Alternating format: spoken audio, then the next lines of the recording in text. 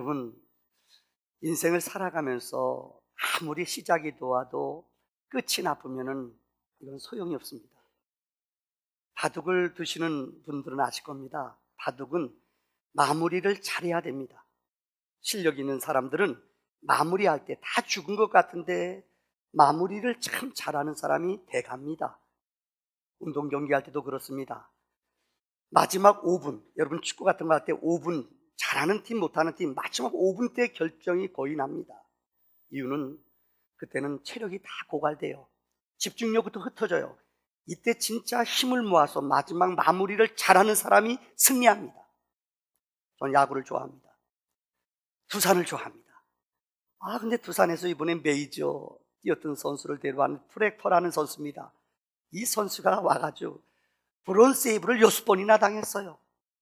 브론 세이브, 블로우라는 말에서 나온 말, 여러분 다 떨어지다란 말이에요. 브론 세이브라는 말은 다 날려버렸다는 거예요. 쉽게 말하면 9회 말에 6대3으로 이겼어요. 이제 나가서 선수 2-3명만 막으면 돼요. 근데 이 선수가 나와가지고 계속 안타 맞아 역전당해 치는 거예요. 그래서 세이브가 날아갔다는 거예요.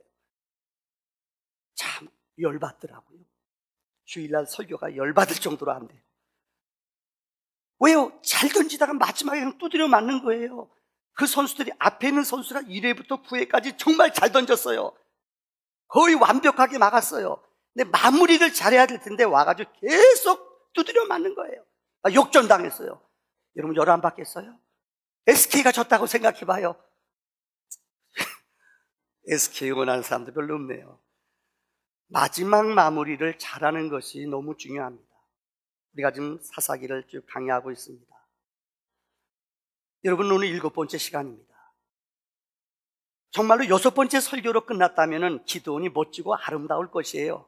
그런데 오늘 왜 이 성경에 보면은 8장 22절부터 끝절까지 이 부분은 좀 사사기 내용 가운데, 기도원의 내용 가운데 좀 안 썼으면 좋아요. 너무너무 부끄럽고 수치스러운 내용이 기록되어 있어요. 이 말은 무엇이냐? 마무리 인생을 잘해야 된다는 거예요. 이런 유머 들었죠? 부끄러운 목사들 얘기합니다. 어느 장로님이 죽어서 천국에 갔답니다. 그러니까는 베드로 사도가 문 앞에 있다 맨발로 뛰어나왔대요. 장로님이 온 지 하도 오래돼서 그랬다고요. 맨발로 뛰어나온 거예요. 아주 기분 좋아서 들어갔더니 짜장면 집에 가서 짜장면을 시켜주는데 그것도 짜장면 보통 시켜주더래요. 너무 배가 고픈데요. 얼마나 열받아요. 환영하고 오래간만에 왔다고 짜장면 시켜줘서 시켜먹는데 그것도 보통의 쬐끔해. 양도 작아요. 홀짝홀짝 먹고 있는데 옆에서 보니까는 집사님이 짜장면 먹는 게 아니라 그분은 요리 코스로 먹는 거예요. 탕수육부터 시작해서 뭐 있죠? 깐소새우부터 팔보채 우와, 배달 천사들이 나와 배달해 주는데 어찌나 요리가 많은지 집 장로님 먹다가 열받아서 안 먹는 거 째려보는 거예요. 베드로 사도 이게 뭐예요? 이게 뭐예요? 베드로 사도가 하는 말이 감사하세요. 저기 지금 누가 오는 줄 아냐고. 목사님이 지금 배달 갔다 온다고.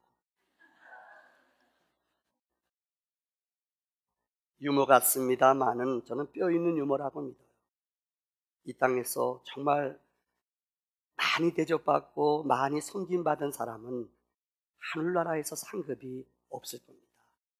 우리가 보기에는 정말 별 볼 일 없는 사람 같고 누구에게도 냉대받고 힘없는 사람 같지만은 정말 인정받고 하늘나라에 가서 우리가 놀라운 상급과 면류관을 받는 사람이 있을 것입니다. 다시 말씀드립니다. 성경에는 3만 명의 인물이 기록되어 있습니다. 그런데 그 인물들을 성경은 어느 한 사람도 예수 그리스도 외에는 인간들은 전부 다 연약하고 수치스럽고 부끄러운 부분을 성경은 다 들춰내고 있습니다. 창세기 6장의 주인공이 누굽니까? 노아 아닙니까? 성경은 노아를 이렇게 칭찬하고 있습니다. 그이는 의인이요 완전한 자요 하나님과 동행한 사람이에요. 얼마나 멋있는 사람이에요. 하나님과 동행한 사람이에요. 완전한 자라고 그랬어요. 근데 그가 기억하십니까? 방주를 만들고 그곳에서 생명을 얻었어요. 방주에서 나오자마자 얼마 되지 않아 그는 술이 취해서 포도주를 먹고 술이 취해서 옷을 다 벗어버리고 여러분 자녀들한테 부끄러움을 당했다고. 그 아들 함이 아버지 벗은 것을 보고 흉을 봤어요. 이것 때문에 성경은 함은 저주를 받았다고 그래요. 아니, 옷 벗지 않았으면 될 것인데 왜 옷 벗어가지고 아들을 저주하냐는 거예요. 이 부끄러운 얘기 아니에요. 이뿐만이 아닙니다. 구약에 가장 하나님이 위대하게 사용한 사람이 다윗입니다. 그래서 다윗을 성경은 뭐라고 그랬어요? 하나님 마음에 합한 사람이다. 이거보다 더 멋진 칭찬은 없어요. 근데 그 위대한 다윗이 전쟁에 나가 싸우는 자기 가장 충성스러운 오른팔 부하 우리아 장군의 아내를 탐했다고 성경은 말해요. 이건 안 써도 되잖아요. 위대한 성인, 위대한 다윗이라 할지라도 그가 한가하고 영적으로 깨어있지 않으면 넘어질 수밖에 없는 연약한 것이 우리 인간이라는 것입니다. 신약 성경도 마찬가지입니다. 베드로가 가장 위대한 사도 아니에요. 12제자 가운데 가장 쓰임받은 수제자 아니에요. 근데 그는 성경에 보면 혈기를 많이 부렸어요. 그래서 예수님이 우리 위해 십자가에 죽으셔야지 우리가 구원받아요. 그런데 로마 병정이 예수를 잡으러 왔을 때 그는 그 칼을 빼서 말고의 귀를 잘랐다고 성경은 말해요. 분내는 것, 예수님이 죽어야 우리를 구원한다는 사실을 전혀 베드로는 알지 못했다는 거예요. 여러분, 성경에 기록된 3만 명의 인물들 어느 한 사람도 완벽하고 이 땅에 살아가는 동안 여러분들 승리를 완전히 이룬 사람은 아무도 없어요. 이 말은 우리도 언젠가는 넘어질 수밖에 없는 연약한 존재임을 알고 마지막을 승리하라고 성경은 우리에게 증거하는 줄 압니다. 두란노에서 나온 책 가운데 리차드 포스터라는 아주 위대한 영성신학자입니다. 이분이 아마 최근에 쓴 책 가운데 리차드 포스터라는 사람이 현대인들이 유혹받는 3가지가 있다고 이분 책에서 말합니다. 그 책 제목이 재밌어요. 돈, 섹스, 권력. 이게 현대인들을 무너뜨리는 영적인 무서운 사탄의 전략이 3가지래요. 이분은 일리가 있는 얘기라고 합니다요. 리차드 포스터는 영성의 위대한 대가입니다. 오늘 본문의 기도원이 넘어진 것도 집약해보면 결국 이 3가지 때문에 넘어졌어요. 성경은 우리에게 이 3가지를 주의하라고 말씀하십니다. 그 첫째는 권력입니다. 오늘 본문 22절 보세요. 이스라엘 백성들이 기도원이 300명의 용사를 가지고 14만 5천 명을 물리쳤습니다. 대승을 거뒀습니다. 얼마나 백성들이 사기충천해요. 근데 백성들이 옛날이나 지금이나 백성들은 그래요. 믿으면 안 돼요. 쫓아와서 22절에 뭐라는 줄 알아요? 당신과 당신의 아들과 당신의 손자들이 우리를 왕으로 다스려 달라는 거예요. 권력 준다는 거예요. 당신 지금 승리하고 능력 가졌는데 당신과 당신의 아들과 손자들이 우리 이스라엘 백성을 다스려 주세요. 하나님은 왕은 하나님만이 왕이에요. 그들이 요구를 해요. 23절에 기도원이 뭐라는 줄 알아요? 나와 우리 자녀는 너희를 결코 다스리지 않겠다. 여호와께서 다스릴 것이니라. 얼마나 멋있는 말이에요. 나는 너희를 다스리는 사람이 아니라 하나님만이 너희를 다스릴 것이니라. 이렇게 완벽하게 대답했어요. 근데 여러분, 그가 얼마 지나지 않아서 그의 마음속에는 탐욕의 마음이 있음을 성경을 통해 볼 수 있습니다. 31절에 보니까는 그가 아이를 낳는데 32절에 보면은 33절에 정확히 나와요. 31절에 그가 세겜에 있는 이방 사람, 성경은 이방 여자와 결혼하지 말라고 그랬어요. 근데 세겜에 있는 이방 땅의 여자와 결혼해서 아기를 낳았어요. 근데 그 아이 이름을 뭐라고 지었느냐? 아비멜렉이라고 이름을 지었어요. 아비라는 말은 아버지라는 뜻이고요. 멜렉이라는 말은 왕이라는 뜻이에요. 그래서 아비멜렉이라는 아들의 이름은, 우리 옛날의 이름은 그 사람의 상징 아닙니까? 나의 아버지는 왕이다. 아들을 이름을 그렇게 해주셨어요. 왕은 누구예요? 자기는 왕이에요. 나의 아버지는 왕이다. 그러니까 그 마음속에, 그 말을 하고 나서 마음속에 욕심이 들어왔어요. 권력에 대한 다시 미련을 버리지 못한 거예요.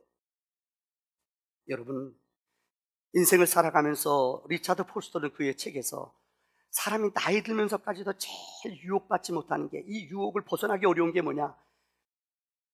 명예라는 것, 권력이라는 것, 이거를 제일 나이가 들어 놓지 못해요.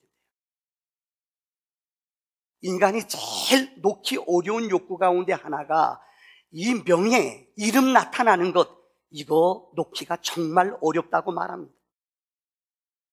우리나라 대통령을 비유 들어서 죄송합니다만은 사실 우리나라의 국부라고 불리우는 이승만 대통령은 우리 역사를 보면은 그분은 프린스턴 대학을 나오고 PhD를 받은 분이에요. 영어도 능숙난하고 우리나라가 이 광복을 맞이할 때 그분의 외교술이라는 것은 대단했어요.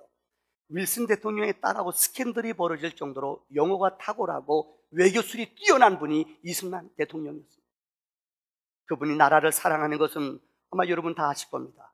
이분이 노년에 정말 일대 대통령이 우리나라 헌법에 지켜진 대로 딱 2번만 하고 끝났으면 되는데 욕심을 못 버렸어요. 4.4.5.2 해가지고 여러분 알잖아요. 4.4.5.2 해가지고 첫 번째 첫 단추부터 욕심을 부린 거예요. 이뿐만이 아닙니다. 아마 여러분 우리 역대 대통령 가운데 우리 백성들이 제일 그래도 존경하는 1위가 누구예요? 뭐 여러분 다 알 거 아니에요. 성도하고 상관없습니다. 거시기 피 뭡니다, 여러분. 이분은 정말 여러분 알다시피 그분의 글에 보면 자기 누나가 와서 도와달라. 미안한 얘기인데 누나가 뭐 하나 도와달라고 하는데 절대 자기 친척들을 안 들여 도와주지 않았대요. 원수로 살았대요, 나중에. 그런데 여러분 정말 그분이 우리나라가 어려울 때 가난할 때 가난을 벗어나게 해준 분 아니에요, 사실은. 그런데 욕심을 진짜 안 버렸어요. 근데 18년 동안 또 욕심을 부렸어요. 놓지를 못했어요. 그래서 자기가 가장 믿었던 사람한테 총에 맞아 죽었어요. 얼마나 부끄러워요. 이게 인간이에요. 여러분 나는 아니니까는 여러분 얼굴 보니까 나는 절대 안 그럴 것 같은데 택도 없어요. 여러분. 한번 힘이 주어져 봐요. 권력의 맛을 알아봐요. 이건 놓는다는 게 쉽지가 않아요. 너무 가슴 아픈 얘기입니다. 그러나 얘기해야 되겠어요. 교회도 마찬가지. 여러분 우리 한국 교회 교단이 진보 교단이 있고 보수 교단이 있어요. 보수 교단 알죠? 보수적인 교단, 아주 리버럴한, 무조건 이 기독교가 정치 대문인 줄 아는 이런 리버럴한 교단도 있어요. 계속 양극이 싸웠어요. 근데 지금부터 정확히 20년 전에 한경직 목사님이 자기 몸을 내던졌어요. 그래서 이 교단 은퇴한 후에도 이 두 교단의 대표자들을 뽑아다가 설득하고 밥 사주면서 설득하고 우리 교단이 하나 돼야 된다. 그래서 이분이 한경직 목사님 마지막에 진보와 보수 교단을 하나로 묶어서 한기총을 만들었어요. 이분의 업적 가운데 교회 역사를 공부하는 분은 한 목사님이 아니면 그런 일을 할 수 없어요. 근데 작년에 깨졌어요. 20년 만에 몇십 년만에 수건사업 진보와 보수가 한기총이라는 것으로 모였는데 그 어른들 때문에 어른들의 욕심, 회장을 누가 하느냐 돌아가면서 해야 되는데 내 반대편이 됐다고 비토는 거예요. 뛰쳐나가서 또 한 그룹을 또 만들었어요. 너무너무 가슴이 아파요. 여러분 할 말이 있어요, 우리들이요. 정말 이 땅에 살아가는 우리 인간들은 여러분 우리 누구나 이 땅에 살아가면서 하나 되는 일에 힘쓴다는 것이 얼마나 중요한 줄 압니다. 특별히 권력에 눈이 어두워서 여러분 놓지 못한다면 나만 죽는 게 아니라 우리 공동체가 죽는다는 것을 성경은 우리에게 밝히 알려주고 있습니다. 이 얘기는 나중에 또 드리겠습니다. 두 번째는 물질입니다. 특별히 이 돈이라는 것, 오늘 24절 27절에 보세요. 오늘 기도는 백성들에게 말해요. 전쟁에서 대승 것 없거든요. 12만 명이 죽임을 당했어요. 근데 미디안 사람들은 역사를 보면은 그들은 모두 남자들은 귀걸이에 금을 찼대요. 근데 12만 명이 죽임을 당했으니 1차 전쟁에서 12만 명이 죽었잖아요. 그 죽은 사람 귀걸이, 귀에 있는 귀걸이만 모아봐요. 얼마나 되겠어요? 오늘 성경은 정확히 그 양을 1700세겔이라고 그랬어요. 우리 무게로 따지면 20kg이에요. 금 20kg이면 되게 많은 겁니다. 놀라지 않아요? 20kg이 많은 거예요. 그런데 이가 전쟁에 승리한 후에 백성들한테 욕을 해요. 백성들이 지금 사기충천하고 전리품을 얻어오지요. 금은부와 그들 것 다 뺏어오지요. 뭐 거저 주셨으니까 신나는 거 아니에요, 백성들이. 근데 그가 부탁을 해요. 얘들아, 너희들에게 내가 명령을 내리는데 금 귀걸이에 있는 거 하나씩 갖고 와라. 여러분, 그들이 갖고 온 이 귀걸이 갖다 모았더니 자그마치 20kg을 모았다는 거예요. 근데 이것을 뭐 하는 데 썼느냐? 그가 물질에 욕심 부린 데 썼어요. 에봇을 만들었다고 그래요. 여러분, 성경에 보면은 이 출애굽기 28장의 에봇이라는 것은 대제사장이 입는 옷입니다. 금색과 여러분들 홍색, 자색 이런 실을 엮어서 만드는 이 옷이에요. 이거는 특별히 하나님의 거룩함을 상징하는 대제사장이 입는 옷이에요. 여기에는 12개의 보석이 있고요. 또 여기는 우림과 둠빔이라는 것이 있어요. 그래서 하나님의 뜻을 물어볼 때에 우림, 그러면 하나님 뜻이고 둠빔 아니라는 거예요. 하나님의 약속과 뜻을 물어볼 때 우림, 둠빔이라는 것, 이 거룩한 옷을 통하여 하나님의 임재와 하나님의 약속과 하나님의 언약을 공급받는 것이 이 에봇이라는 거룩한 옷이에요. 이것은 제사장만 입는 옷이에요. 그런데 여러분, 이 기드온은 므낫세 지파 아니에요. 제사장 지파가 아니에요. 백성들에게 금딱지를 다 모으게 한 후에 금으로 에봇을 만들었어요. 이게 문제예요. 여러분, 왕은 되지 않았습니다만은 그런 마음속에 욕심이 들어왔어요. 여러분, 에봇은 하나님의 거룩한 실로, 하나님의 거룩한 에봇은 하나님의 거룩한 여러분 약속의 실로 만들어야 되는데 금을 갖다 에봇을 만들었어요. 자기 생각대로 만든 거예요. 그래서 성경 28장 6절은 말합니다. 자기의 생각대로 금으로 만들었다고 그랬어요. 금색, 자색, 홍색 실을 엮어서 벨실로 짜서 공교히 만들어야 되는데 자기는 에봇을 금으로 아름답게 만들어 입는 것도 아니에요. 이것을 자기네 집에다가 갖다가 보관해 놓고 백성들을 그 집에 오게 했다는 거예요. 이게 문제예요. 여러분, 이게 이스라엘이 무너지는, 이스라엘의 영광이 떠나는 바로 이유가 됐다는 거예요. 많은 사람들은 신앙생활 하면서요, 열심히 믿는 분들 특징 가운데 하나가 자기 생각대로 믿어요. 하나님 말씀은 여기 있고 기도 응답도 내가 이렇게 원해요. 하나님이 여러분 내 방법대로 응답해 주지 않으면 하나님을 끌어당겨서 이쪽으로 오게 해요. 여러분, 링컨 대통령의 위대한 기도문 기억하십니까? 남북전쟁이 한창 벌어질 때 계속 처음에는 북군이 졌대요. 너무너무 힘들었대요. 다른 때는 1시간 점심 먹고 기도했는데 그때는 2시간씩 기도했대요. 너무너무 북군이 힘들고 어려우니까 부하들이 볼 때는 화가 나는 거예요. 아니, 지금 들어서 기도할 땐가? 평소 때는 1시간 기도했는데 이 백기를 걸어놓고 2시간 동안 못 들어오게 했어요. 하나님 앞에 간절히 기도하는 거예요. 그때 부하가 이렇게 말했어요. 각하, 링컨 대통령 각하, 뭐라고 기도하십니까 도대체? 하나님 우리 편 대주세요. 그렇게 기도했어요. 근데 왜 저요? 이렇게 비아냥 거예요. 그때 링컨이 유명한 말을 남겼어요. 하나님은 내 편을 끌어다리는 게 아닙니다. 나는 기도해서 어떻게 기도했느냐? 하나님, 내가 하나님 편 되겠습니다. 내가 하나님 뜻대로 살겠습니다. 이렇게 기도했다는 거예요. 기도는 여러분, 우리가 기도하면 내 생각, 내 의지를 포기해야 돼요. 하나님의 생각과 하나님의 마음과 하나님의 거룩한 뜻을 알고 그 뜻 안에 굴복하는 거예요. 이게 거룩한 하나님의 사람이에요. 근데 그는 자기 생각대로 금을 만들어 집에 보관했어요. 두 번째, 그런 에봇을 집에다 두었다고 말해요. 에봇은 하나님의 거룩한 전이에요. 그 당시에 이스라엘 성전 회막은 실로에 있었어요. 실로의 백성들이 가서 하나님의 전에 가서 예배드려야 돼요. 근데 쉽게 말하면 자기 집에다가 가정제단을 쌓는 거예요. 그래서 사람들을 예배당에 가지 않고 자기 집에다 불러놓고 에봇이 있는 사람들은 에봇이 거기 보면 간음했다는 말이 기록된 음란했다는 말이 있는데 이 음란이라는 말의 뜻은 하나님 외에 다른 것을 사모하고 거기 마음을 뺏기는 거예요. 실로가 하나님의 집이 있어요. 근데 백성들은 실로에 가지 않아요. 금딱지가 있는, 보이는 상징이 있는 그 오브라에 있는 기드온의 집에 백성들이 줄을 대고 찾아갔다는 거예요. 이게 문제예요. 성경은 이렇게 27절에 말합니다. 기드온이 그 금으로 에봇 하나를 만들어서 자기 집, 자기 성읍 오브라에 두었더니 온 이스라엘이 그것을 음란하게 위함으로 그것이 기드온과 그 집의 올무가 되었느니라. 백성들이 실로의 아버지 집에 가서 예배 안 드려요. 번쩍번쩍 에봇으로 만든, 여러분 금으로 만든 에봇 휘황찬란하고 멋있어요.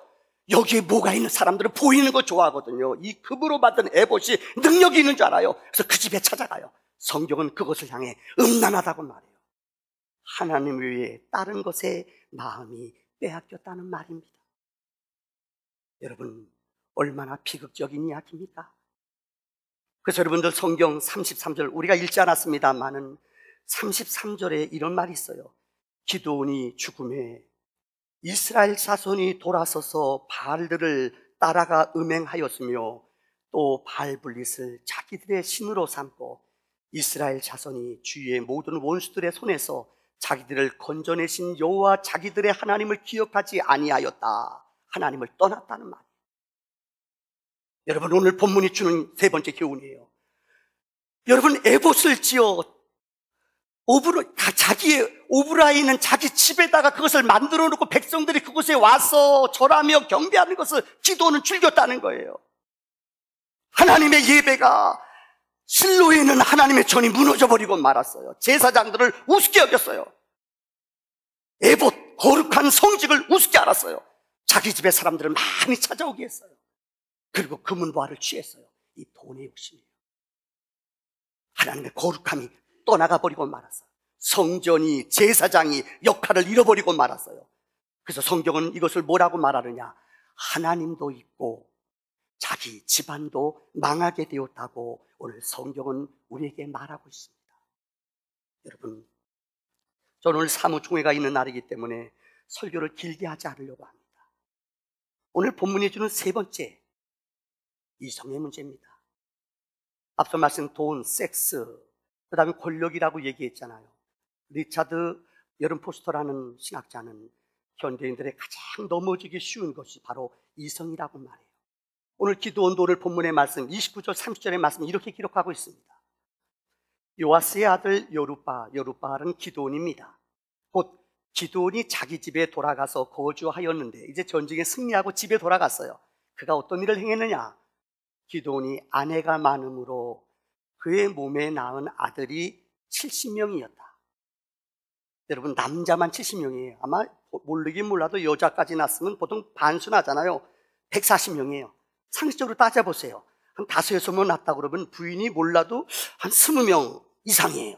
와, 20명이 부인이 넘었어요. 이게 문제예요. 더 문제는 그 다음 절에 뭐라고 그랬어요? 그는 이방 3개의 여자를 통해 처불났어요. 쾌락에 빠졌고, 여러분, 아내가 20명이 넘어요. 아마 아내 이름도 모를걸요?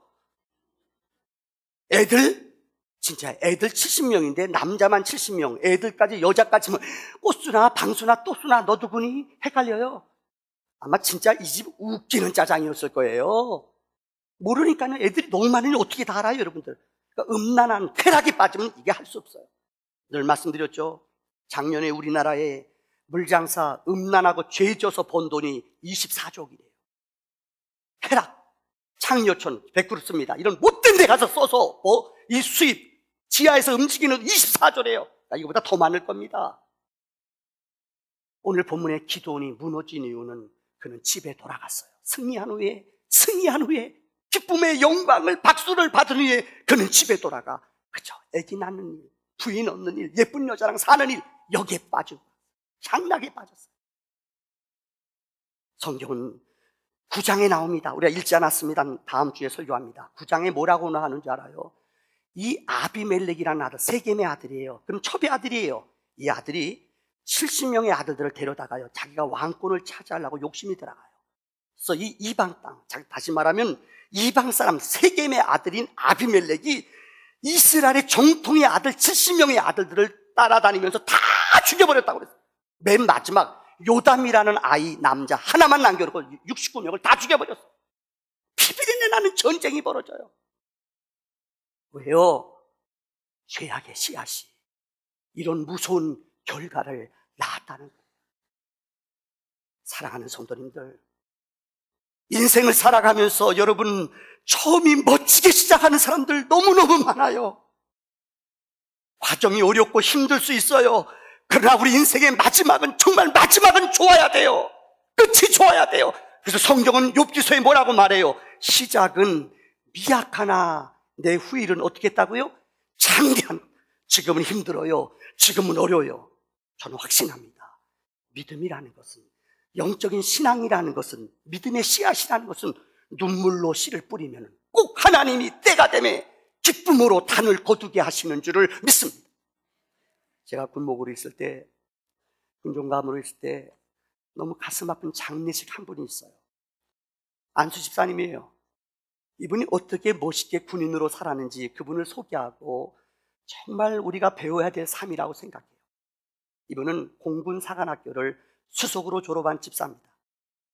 생도 때 예수를 믿었어요. 오충현 집사예요. 중령이었습니다. 죽은 후에 일기기 특진이 됐어요. 육사 1등 졸업한 파일로트 되는 거 영광이거든요. 파일로트였어요. 자그마치 3,000시간을 안전하게 운행한 분이에요. 그럼 대대장이 자기 부하가 운행하는데 이분이 직접 뒤에 타서 이 조종사 키우는 데 들어가서 부하를 격려하러 탔어요. 그때 이 부하가 사고를 내서 같이 죽었어요. 얼마나 가슴 아파요. 안수 집사님이에요. 이분이 1992년도에 비행기 조종할 때, 이 훈련 받을 때 자기 동료가 죽는 걸 봤어요. 그래서 그때 이분은 일기를 썼대요. 유언서를 썼대요. 여러분 기억나죠? 인생을 살아가면서 여러분 유언을 써놓고 살아가는 사람이 있습니까? 그래서 이분은 새해가 되면 꼭 송구영실배 끝나면은 그 유언서를 고쳤대요. 계급이 올라갈 수도 있잖아요. 그렇잖아요. 환경이 바뀌잖아요. 그 유언서를 초두는 써놨는데 바꿨대요. 근데 유언서를 쓴 지 정확히 18년 만에 이분이 자기 부하가, 대위인 부하가 운전하는 이 팬턴기 뒤에 타고 있다가 이 부하가 실수했어요. 죽었어요. 죽은 후에 그분의 유서가 발견됐어요. 마지막 그 유서를 읽어드리겠습니다. 내가 죽으면 우리 가족은 내 죽음을 자랑스럽게 생각하고 담담하고 절제된 행동을 했으면 좋겠다. 부대 장례를 치러주는 부대에 피해가 가지 않도록 요구사항과 장례 절차를 줄여야 한다. 무슨 일이 있어도 돈으로 마찰을 빚는 일은 말아야겠다. 위로금 일부를 떼어 반드시 부대와 대대에 감사의 표시를 해야 한다. 조국이 나를 위해 장례를 치러주는 것은 나를 조국의 아들로 생각하기 때문이다. 이 말을 명심해 가족의 슬픔만 생각하고 경고, 망동하지 말아야 한다. 나로 인해 조국의 재산과 군의 사기가 실추됐음을 깊이 사과할 줄 알아야겠다. 군인은 오직 충성만을 생각해야 한다. 세상이 아무리 타락해도 군인은 변치 말아야 한다. 영원한 연인 조국을 위해 오로지 희생만을 보여야 한다.